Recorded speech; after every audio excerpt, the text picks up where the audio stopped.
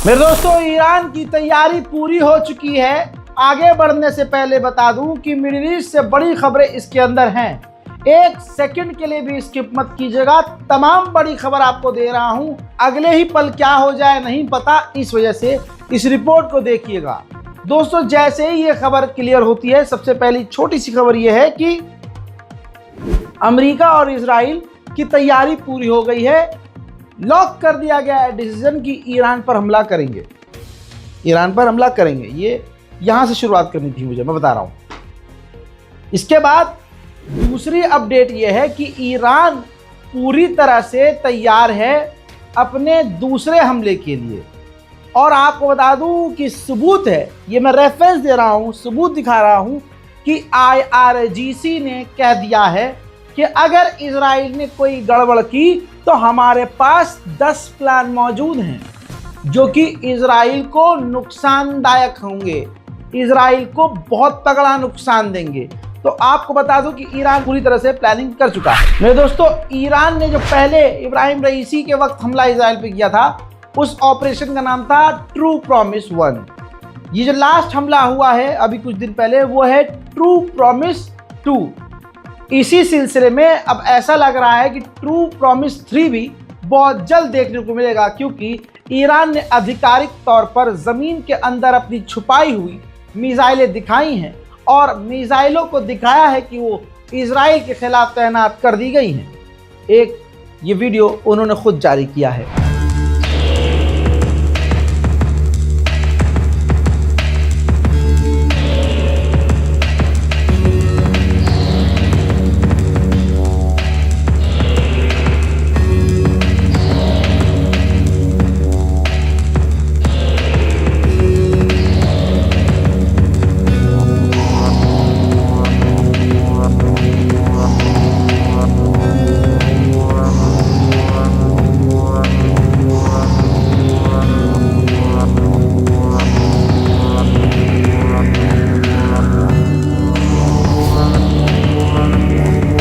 उधर इसके अलावा बड़ी खबर यह है कि 11 अक्टूबर को पेज़ेश्कियान ईरानी राष्ट्रपति रूस के राष्ट्रपति व्लादिमीर पुतिन से तुर्कमेनिस्तान में मुलाकात कर सकते हैं।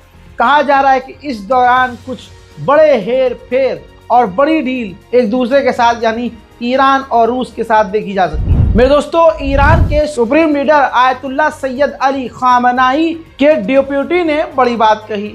उन्होंने कहा कि इस्लाम में परमाणु बनाना सही नहीं है, परमाणु विस्फोटक बनाना सही नहीं है, लेकिन जब बात पूरे नेशन पर आए, उम्मत मुस्लिमा पर आए और बात अपने मुल्क के लोगों को बचाने पर आए तो फिर वो जायज़ है और फिर परमाणु बम हम बनाएंगे। वहीं ईरान के विदेश मंत्री की बात हो गई है इजिप्ट के विदेश मंत्री से। दोनों ने एक दूसरे को ताज़ा तरीन हालात की जानकारियां दी।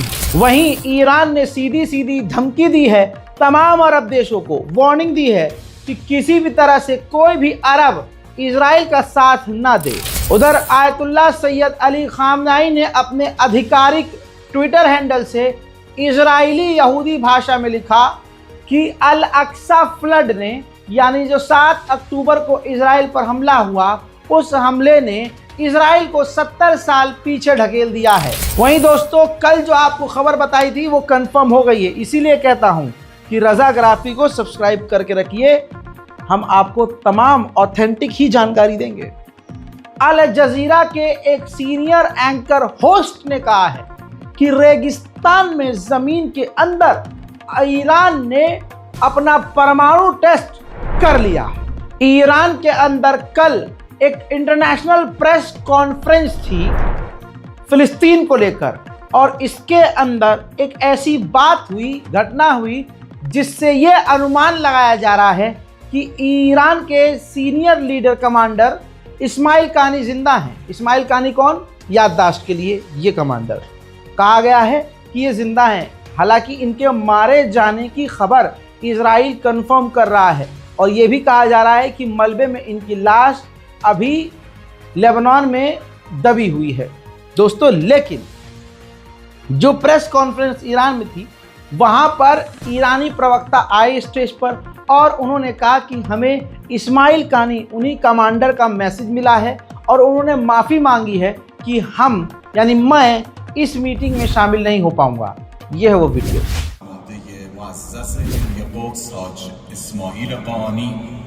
ضمن ابلاغ سلام محضر یکایک حاضران در همایش از اینکه به دلیل جلسه مهم فرصت حضور نیافتند عذرخواهی کردند و برای سلامتی این سردار بزرگ اسلام و همه سرداران و عزیزانی که در جبهه مقاومت تلاش، همت، فداکاری و ایثار میکنند خواهش میکنم صلواتی عنایت بفرمایید। मेरे दोस्तों, दूसरी तरफ ये भी खबर चल रही है कि इस्माइल कानी IRGC कमांडर मारे गए हैं, लेकिन ईरान कह रहा है जिंदा है। उनकी बातों से लग रहा है कि जिंदा है, लेकिन इजराइल ने क्लियर किया है कि देखिए इस्माइल कानी लेबनान में है, हमें मालूम ही नहीं था, ना हमें ये पता था कि वो वहाँ पर हैं, ना हमने उनको निशाना बनाया था। हालांकि अंदर ही अंदर इजराइल के बारे में क्लियर है, इजराइल दावा कर चुका है कि इस्माइल कानी को कत्ल कर चुका है। अंदर ही अंदर ईरान के खिलाफ एक बड़ा ग्रुप बन चुका है जिसमें अरब भी है। लेकिन आपको बता दूं कि बरतानिया पूरी तरह से दोगलापंथी पर उतरा हुआ है। जहां अमेरिका ने कहा कि ईरान के ऊपर अगर इजराइल अटैक करता है तो हम इन्वॉल्व नहीं होंगे, लेकिन बरतानिया ने मना नहीं किया है। बरतानिया ने बड़ी चतुराई से ना किया ही नहीं कि हम आपकी मदद नहीं करेंगे। यानी सीधी बात यह है कि अगर इजराइल ईरान पर अटैक करता है तो संभावना बनी हुई है कि इजराइल का पूरा साथ बरतानिया की मिलिट्री देगी।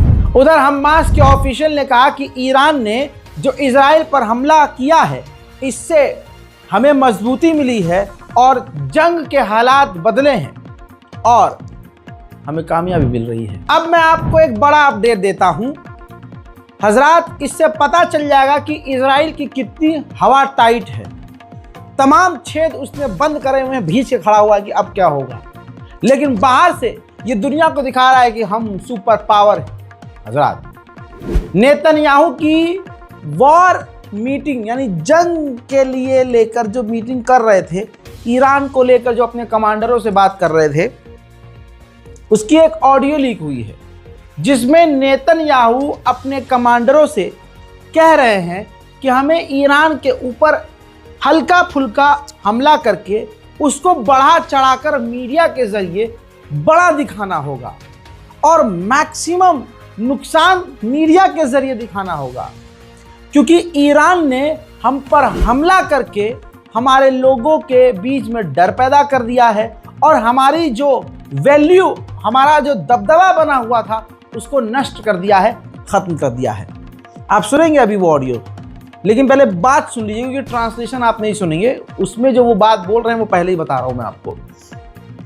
साथ में नेतन्याहू ने कहा कि ईरान ने ऐसा कर दिया है हमारे साथ कि हमें ईरान के ऊपर हमला करना ही पड़ेगा, कोई और चारा नहीं है, क्योंकि अगर हमने ईरान के ऊपर हमला नहीं किया तो हमारे जो लोग हैं इजरायली वो बड़े डरे हुए हैं और आगे उनके दिलों में डर पैदा हो जाएगा और ये हमारे लिए काफी खतरनाक होगा। सुनिए।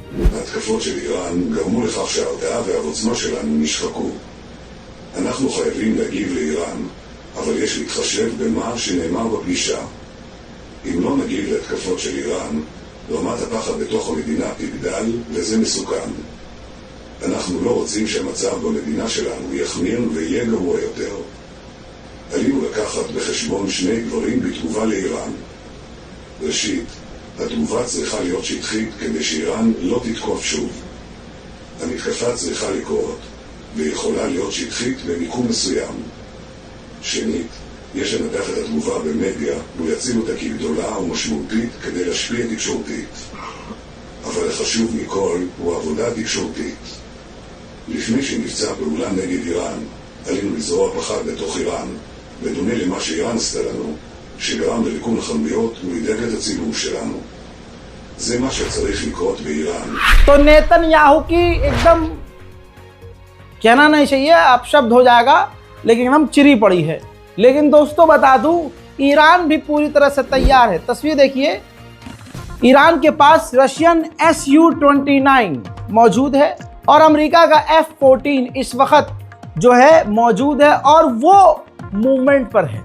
यानी लगातार मूव कर रहा है और कहा जा रहा है कि पूरी तरह से जंग के लिए तैयार है। इन तमाम चीज़ों के बाद ईरान ने इजराइल को धमकी दी है कि अगर हम पर हमला किया तो याद रखना हाल इतना बुरा होगा कि हम तुम्हें पीछे नहीं हटने देंगे और तुम्हें बड़े नुकसानात का सामना करना पड़ेगा। अमेरिका की भी हिम्मत ईरान के आगे टूटती हुई नजर आ रही है। अमेरिका की खुफिया एजेंसी के CIA के चीफ माइक पॉम्पियो ने खुद ये बयान दिया है कि ईरान के पास 500,000 से ज़्यादा खतरनाक मिसाइलें हैं। हमें इस बात का यकीन है और ईरान ने जैसा पिछला हमला किया ऐसे वो 2,500 हमले कर सकता है। ईरान की ताकत काफ़ी ज़्यादा बढ़ चुकी है। मिडिल ईस्ट में अमेरिकी फौज के कमांडर, सेंटम के कमांडर इजराइल पहुंचे और उन्होंने नेतन्याहू और कमांडरों से लेबनान और ईरान को लेकर बात की। मेरे दोस्तों, अपोजिशन लीडर पूर्व PM लैपिड ने नेतन्याहू से मुलाकात की और नेतन्याहू से मांग की ईरान की ऑयल फैसिलिटी को पूरी तरह से तबाह कर दिया जाए। वहीं अमेरिकी ऑफिशियल ने यह जानकारी दी है कि बहुत जल्द इजराइल ईरान पर हमला करने वाला है। मेरे दोस्तों, इसी सिलसिले में नेतन्याहू ने तुरंत इमरजेंसी मीटिंग भी बुलाई है। मीटिंग के अंदर खिचड़ी क्या पक रही है वो सामने नहीं आया है। उधर ईरान पर हमला होने की संभावनाएं बढ़ती जा रही हैं, जिसकी वजह से मिडिल ईस्ट में तेल के दाम बढ़ते जा रहे हैं। हज़रात मोहतरम, देखना यह है कि अगले पल क्या होगा। चैनल को सबसे पहले आप कर लीजिए सब्सक्राइब, ताकि आपको पता चले कि अगले पल हुआ क्या है। हमारे रज़ाग्राफी अनस्क्रिप्टेड इसी चैनल को सब्सक्राइब कीजिए। नीचे राय अपनी कमेंट सेक्शन में जरूर लिखिए। जय हिंद।